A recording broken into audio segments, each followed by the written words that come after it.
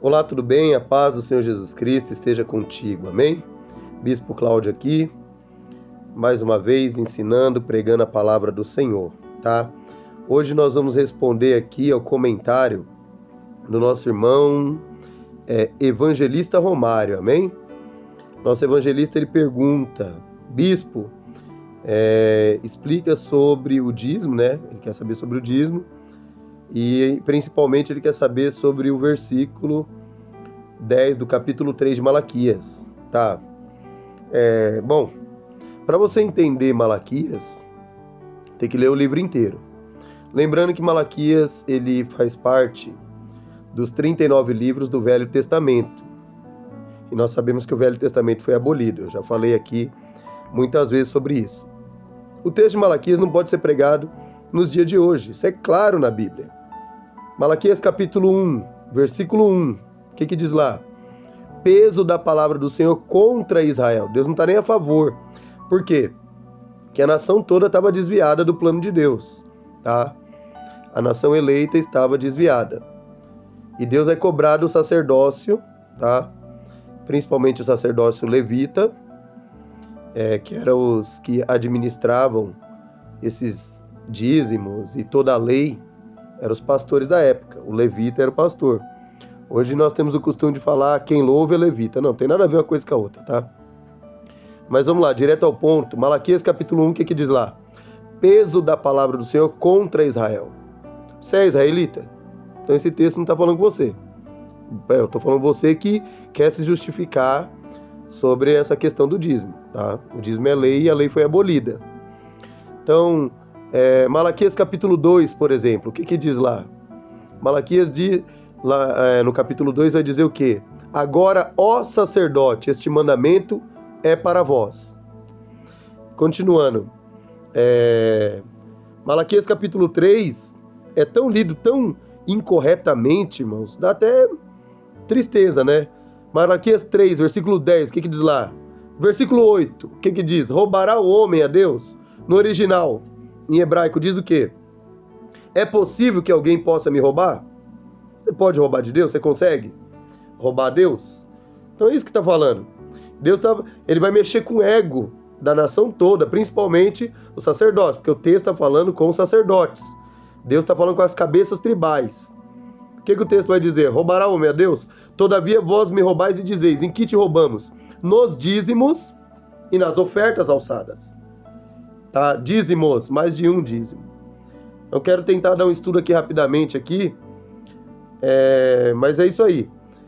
No capítulo 3 e no versículo 9, vai dizer, com maldição sois amaldiçoados, porque a mim me roubais, sim, toda esta nação. Está no singular ou no plural? Se está no singular, né? Então está falando com um só. Malaquias 1, contra Israel. Nesse versículo aí que eu estou lendo agora, Malaquias capítulo 3, versículo 9, sim, toda esta nação. Está dizendo todas as nações? Então vamos ler em cima do texto. Para de querer espiritualizar tudo. Não, irmão, para com essas coisas aí. Estude a Bíblia. Faça um curso teológico para você abrir sua mente. Senão você vai ser enganado a vida inteira, né? O que muitos querem é que você não descubra as verdades da Bíblia, tá bom? Então, tá falando com uma nação só. Versículo 10. Para que eu possa abrir as janelas do céu e derramar sobre vós uma bênção tal. E o fruto da vossa terra. Deus, ele está dizendo, se eles forem fiéis, Deus abre a janela do céu. O que é a janela do céu? É a chuva. Se Deus fecha a janela, não chove. Se não chove, não colhe nada. Então eles iam passar fome, tá bom? Então a maior promessa de Deus era a terra prometida. As 12 tribos de Israel receberam herança na terra. Qual que era a herança de Israel? A terra prometida, Canaã da Galileia. A tribo de Levi, os levitas não receberam herança na terra.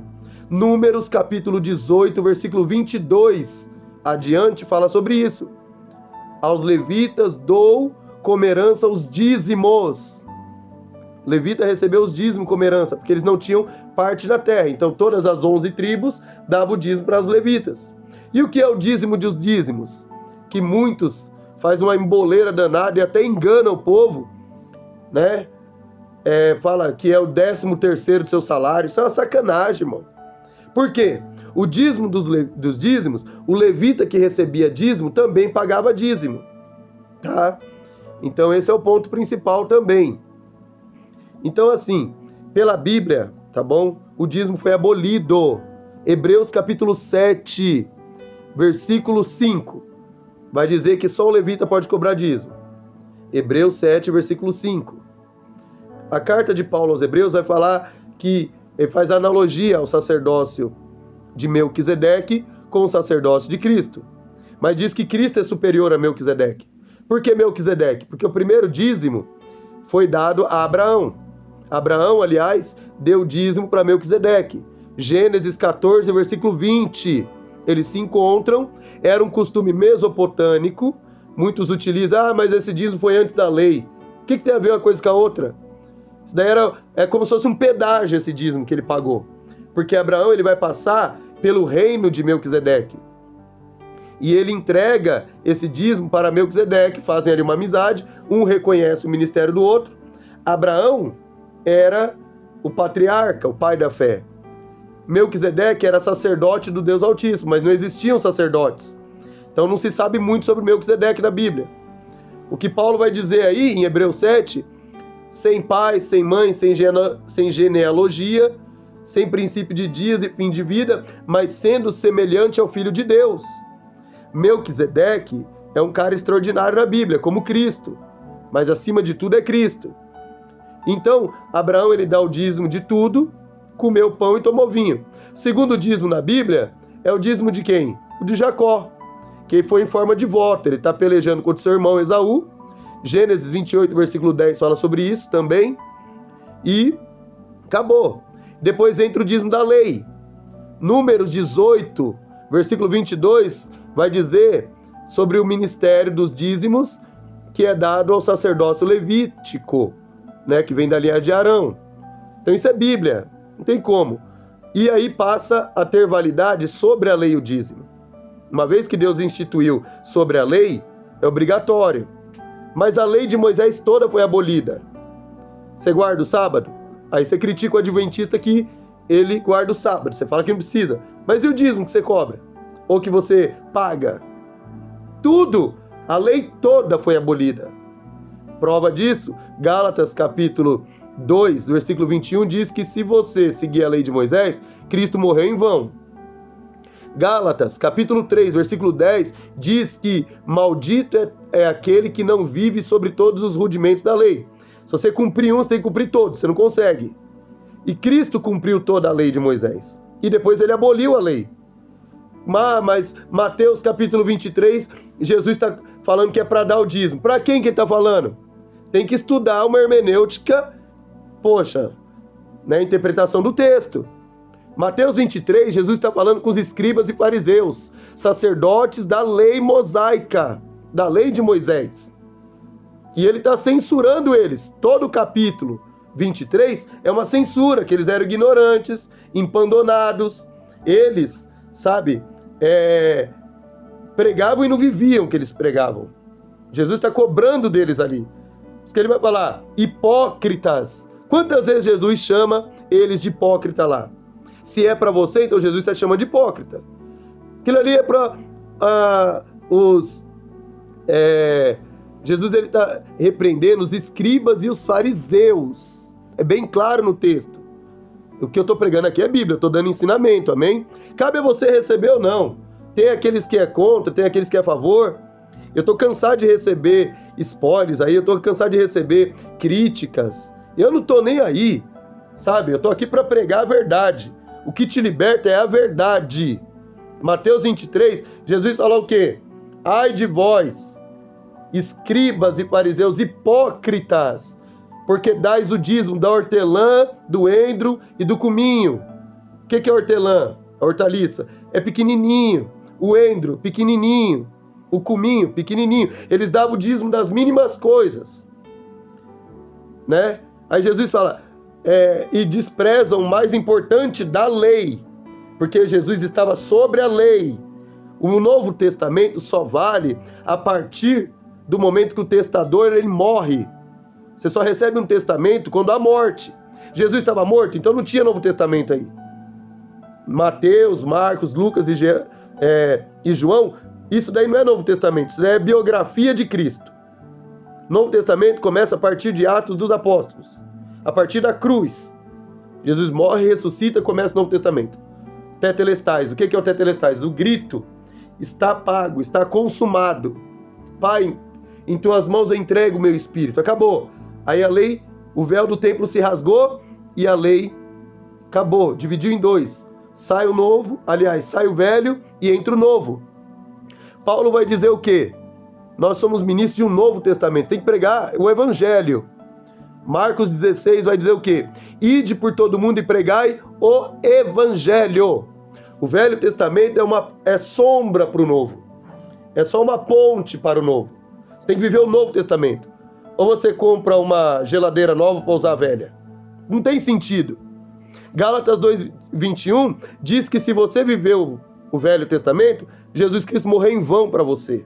Que valor tem o sacrifício de Cristo para você viver o Velho Testamento? Diz-me a lei, foi abolido. Eu vou te provar. Você quer que eu te provo? Hebreus capítulo 7, versículo 5 diz, número 1, para cobrar dízimo tem que ser um sacerdote levita, não existe. Porque Jesus mudou a lei. Quer que eu te provo que teve mudança na lei? Saia de Moisés, entra de Cristo. E na lei de Cristo não tem dízimo. Todos os versículos que falam de dízimo é só pancada do céu. Vamos lá, em Lucas diz que existia ali o fariseu e o publicano. Amém? O fariseu e o publicano, o fariseu orava 2 vezes, jejuava 2 vezes por semana e dava o dízimo de tudo. E batia no peito dizendo que era melhor que todo mundo. Já o publicano não, ele falou, olha a oração dele. Graças te dou, Deus, né? Tem misericórdia de mim, pobre pecador. E Jesus glorificou a quem aí? O fariseu ou o publicano? Responde aí. Então é só saraivada do céu. Hebreus capítulo 7, versículo 12 diz, mudando-se o sacerdócio, necessariamente se faz mudança na lei. Teve mudança na lei. Quer ver que Jesus aboliu? É o dízimo aí que está falando em Hebreus 7. Versículo 18. Hebreus 7, 18. Porque o precedente mandamento, qual que é o mandamento que está falando aí? O dízimo, a casa de Moisés toda. O livro de Hebreus todo é mostrando Jesus é superior ao sacerdócio de Moisés. O precedente mandamento é abrogado. O que quer dizer abrogado? Deixa de existir, é abolido, é destruído, porque foi fraco, foi inútil. Não tem dízimo no Novo Testamento. No Novo Testamento, 2 Coríntios capítulo 9, versículo 7. Cada um contribua segundo propôs em teu coração, porque Deus ama o que dá com alegria.